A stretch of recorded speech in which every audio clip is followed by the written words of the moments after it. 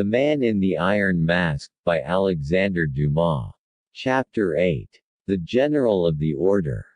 There was now a brief silence, during which Aramis never removed his eyes from Baisemeaux for a moment.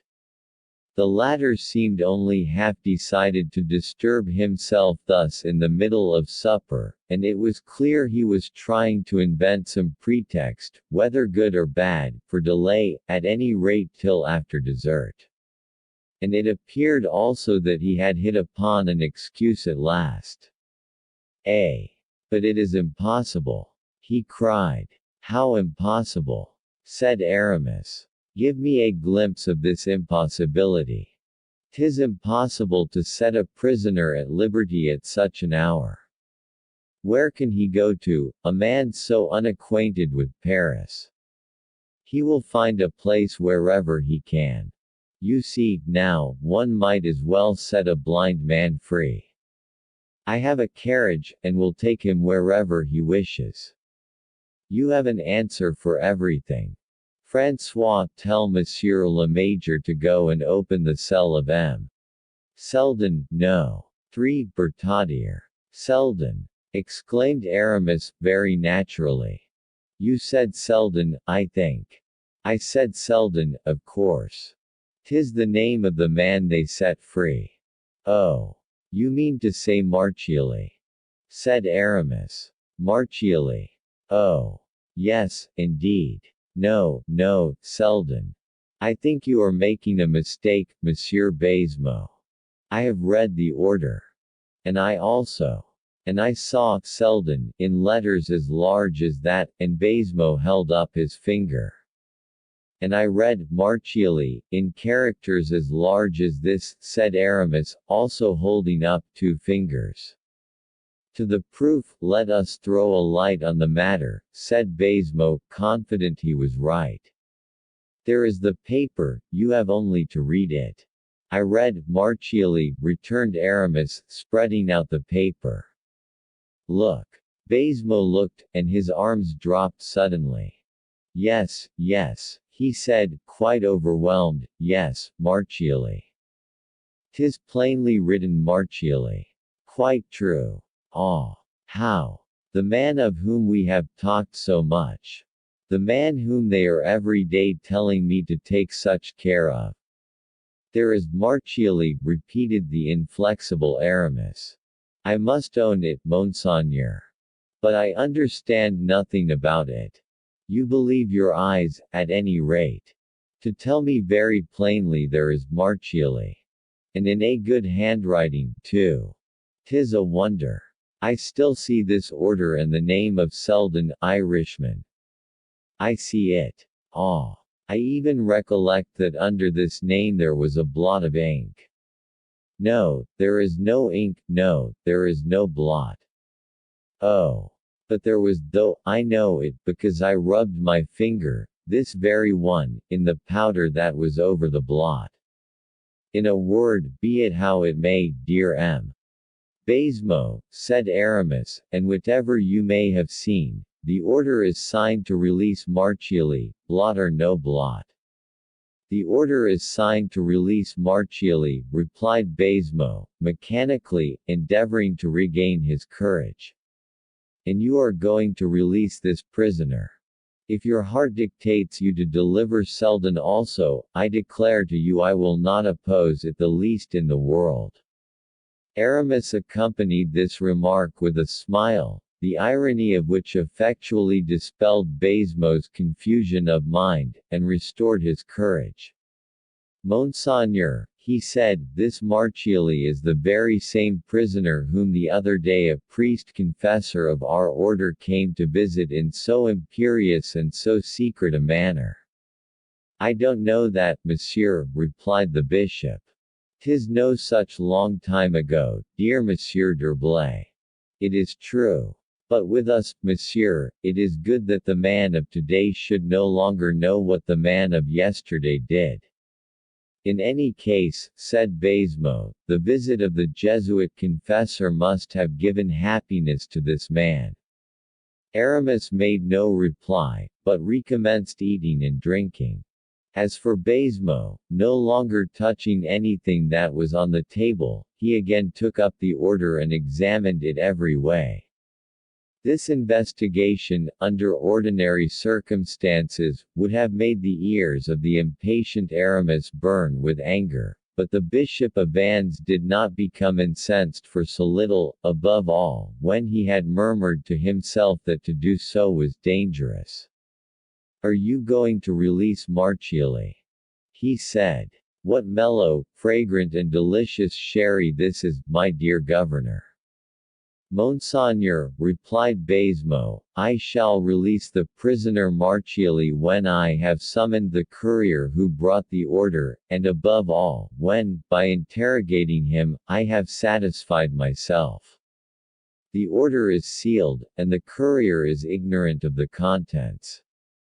What do you want to satisfy yourself about?"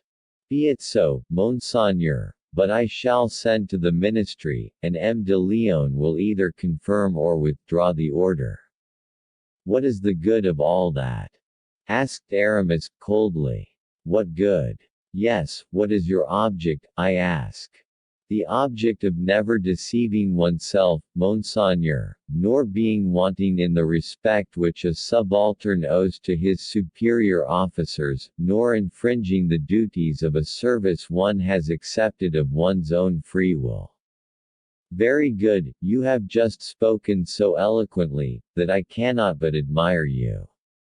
It is true that a subaltern owes respect to his superiors. He is guilty when he deceives himself, and he should be punished if he infringed either the duties or laws of his office."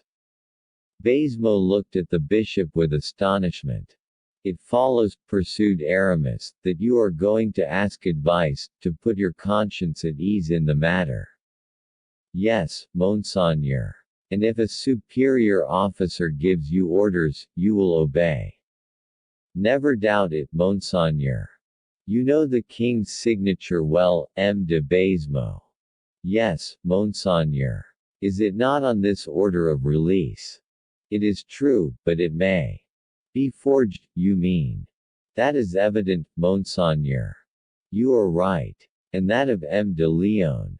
I see it plain enough on the order. But for the same reason that the king's signature may have been forged, so also, and with even greater probability, may M. de Lyon's." "Your logic has the stride of a giant, M. de Baisemeaux," said Aramis, "and your reasoning is irresistible. But on what special grounds do you base your idea that these signatures are false?" "On this, the absence of counter-signatures. Nothing checks His Majesty's signature, and M. de Leon is not there to tell me he has signed." "Well, Monsieur de Baisemeaux," said Aramis, bending an eagle glance on the governor, "I adopt so frankly your doubts, and your mode of clearing them up, that I will take a pen, if you will give me one." Baisemeaux gave him a pen. "And a sheet of white paper," added Aramis. Baisemeaux handed him some paper. "Now, also, here present, incontestably, am going to write an order to which I am certain you will give credence, incredulous as you are." Baisemeaux turned pale at this icy assurance of manner.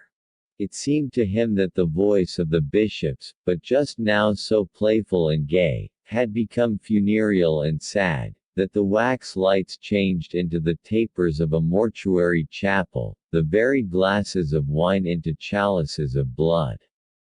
Aramis took a pen and wrote. Baisemeaux, in terror, read over his shoulder. "A. M. D. G," wrote the bishop, and he drew a cross under these 4 letters, which signify ad majorem Dei gloriam, to the greater glory of God. And thus he continued, "It is our pleasure that the order brought to M. de Baisemeaux de Montlezun, governor, for the king, of the castle of the Bastille, be held by him good and effectual, and be immediately carried into operation. Signed, D'Herblay, General of the Order, by the grace of God." Baisemeaux was so profoundly astonished, that his features remained contracted, his lips parted, and his eyes fixed. He did not move an inch, nor articulate a sound. Nothing could be heard in that large chamber but the wing whisper of a little moth, which was fluttering to its death about the candles. Aramis, without even deigning to look at the man whom he had reduced to so miserable a condition, drew from his pocket a small case of black wax. He sealed the letter, and stamped it with a seal suspended at his breast, beneath his doublet, and when the operation was concluded, presented, still in silence, the missive to M. de Baisemeaux. The latter, whose hands trembled in a manner to excite pity, turned a dull and meaningless gaze upon the letter. A last gleam of feeling played over his features, and he fell, as if thunderstruck, on a chair. "Come, come," said Aramis, after a long silence, during which the governor of the Bastille had slowly recovered his senses, "do not lead me to believe, dear Baisemeaux, that the presence of the general of the order is as terrible as his, and that men die merely from having seen him. Take courage, rouse yourself, give me your hand, obey." Baisemeaux, reassured, if not satisfied, obeyed, kissed Aramis's hand, and rose. Immediately. He murmured, "Oh, there is no pressing haste, my host, take your place again, and do the honors over this beautiful dessert. Monseigneur, I shall never recover such a shock as this, I who have laughed, who have jested with you. I who have dared to treat you on a footing of equality." "Say nothing about it, old comrade," replied the bishop, who perceived how strained the cord was and how dangerous it would have been to break it. "Say nothing about it. Let us each live in our own way, to you, my protection and my friendship, to me, your obedience. Having exactly fulfilled these two requirements, let us live happily."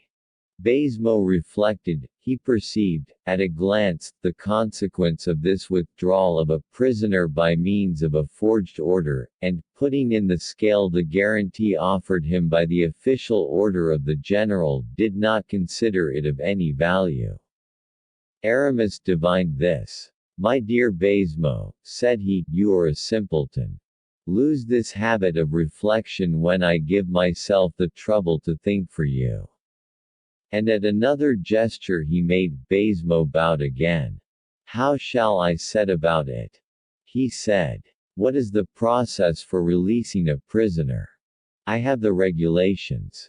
"Well, then, follow the regulations, my friend. I go with my major to the prisoner's room, and conduct him, if he is a personage of importance." "But this Marchiali is not an important personage," said Aramis carelessly. "I don't know," answered the governor, as if he would have said, "It is for you to instruct me." "Then if you don't know it, I am right to act towards Marchiali as you act towards one of obscure station." "Good, the regulations so provide. They are to the effect that the turnkey, or one of the lower officials, shall bring the prisoner before the governor, in the office." "Well, 'tis very wise, that, and then. Then we return to the prisoner the valuables he wore at the time of his imprisonment, his clothes and papers, if the minister's orders have not otherwise dictated." "What was the minister's order as to this Marchiali?" "Nothing, for the unhappy man arrived here without jewels, without papers, and almost without clothes. See how simple, then, all is. Indeed, Baisemeaux, you make a mountain of everything. Remain here, and make them bring the prisoner to the governor's house." Baisemeaux obeyed. He summoned his lieutenant, and gave him an order, which the latter passed on, without disturbing himself about it, to the next whom it concerned. Half an hour afterwards they heard a gate shut in the court. It was the door to the dungeon, which had just rendered up its prey to the free air. Aramis blew out all the candles which lighted the room but one, which he left burning behind the door. This flickering glare prevented the sight from resting steadily on any object. It multiplied tenfold the changing forms and shadows of the place, by its wavering uncertainty. Steps drew near. "Go and meet your men," said Aramis to Baisemeaux. The governor obeyed. The sergeant and turnkeys disappeared. Baisemeaux re-entered, followed by a prisoner. Aramis had placed himself in the shade, he saw without being seen. Baisemeaux, in an agitated tone of voice, made the young man acquainted with the order which set him at liberty. The prisoner listened, without making a single gesture or saying a word. "You will swear 'tis the regulation that requires it," added the governor, "never to reveal anything that you have seen or heard in the Bastille." The prisoner perceived a crucifix, he stretched out his hands and swore with his lips. "And now, monsieur, you are free. Whither do you intend going?" The prisoner turned his head, as if looking behind him for some protection, on which he ought to rely. Then was it that Aramis came out of the shade. "I am here," he said, "to render the gentleman whatever service he may please to ask." The prisoner slightly reddened, and, without hesitation, passed his arm through that of Aramis. "God have you in his holy keeping," he said, in a voice the firmness of which made the governor tremble as much as the form of the blessing astonished him. Aramis, on shaking hands with Baisemeaux, said to him, "Does my order trouble you? Do you fear their finding it here, should they come to search?" "I desire to keep it, Monseigneur," said Baisemeaux. "If they found it here, it would be a certain indication I should be lost, and in that case you would be a powerful and a last auxiliary for me." "Being your accomplice, you mean?" answered Aramis, shrugging his shoulders. "Adieu, Baisemeaux," said he. The horses were in waiting, making each rusty spring reverberate the carriage again with their impatience. Baisemeaux accompanied the bishop to the bottom of the steps. Aramis caused his companion to mount before him, then followed, and without giving the driver any further order, "Go on," said he. The carriage rattled over the pavement of the courtyard. An officer with a torch went before the horses, and gave orders at every post to let them pass. During the time taken in opening all the barriers, Aramis barely breathed, and you might have heard his sealed heart knock against his ribs. The prisoner, buried in a corner of the carriage, made no more sign of life than his companion. At length, a jolt more severe than the others announced to them that they had cleared the last watercourse. Behind the carriage closed the last gate, that in the Rue Saint Antoine. No more walls either on the right or the left, heaven everywhere, liberty everywhere, and life everywhere. The horses, kept in check by a vigorous hand, went quietly as far as the middle of the faubourg. There they began to trot. Little by little, whether they were warming to their work, or whether they were urged, they gained in swiftness, and once past Bercy, the carriage seemed to fly, so great was the ardor of the coursers. The horses galloped thus as far as Villeneuve Street, George's, where relays were waiting. Then four instead of two whirled the carriage away in the direction of Melun, and pulled up for a moment in the middle of the forest of Senart. No doubt the order had been given the postilion beforehand, for Aramis had no occasion even to make a sign. "What is the matter?" asked the prisoner, as if waking from a long dream. "The matter is, Monseigneur," said Aramis, "that before going further, it is necessary your Royal Highness and I should converse." "I will await an opportunity, monsieur," answered the young prince. "We could not have a better, Monseigneur. We are in the middle of a forest, and no one can hear us." "The postilion. The postilion of this relay is deaf and dumb, Monseigneur." I am at your service, M. d'Herblay. Is it your pleasure to remain in the carriage? Yes, we are comfortably seated, and I like this carriage, for it has restored me to liberty. Wait, Monseigneur, there is yet a precaution to be taken. What? We are here on the highway, cavaliers or carriages traveling like ourselves might pass, and seeing us stopping, deem us in some difficulty. Let us avoid offers of assistance, which would embarrass us. Give the postilion orders to conceal the carriage in one of the side avenues. 'Tis exactly what I wish to do, Monseigneur. Aramis made a sign to the deaf and dumb driver of the carriage, whom he touched on the arm. The latter dismounted, took the leaders by the bridle, and led them over the velvet sward and the mossy grass of a winding alley, at the bottom of which, on this moonless night, the deep shades formed a curtain blacker than ink. This done, the man lay down on a slope near his horses, who, on either side, kept nibbling the young oak shoots. I am listening, said the young prince to Aramis, but what are you doing there? I am disarming myself of my pistols, of which we have no further need, Monseigneur. نشكركم على متابعتكم لنا في قناة أحمد وسارة. ادعمونا بالاشتراك في القناة وفعلوا زر الجرس وانتظروا المزيد يوميا.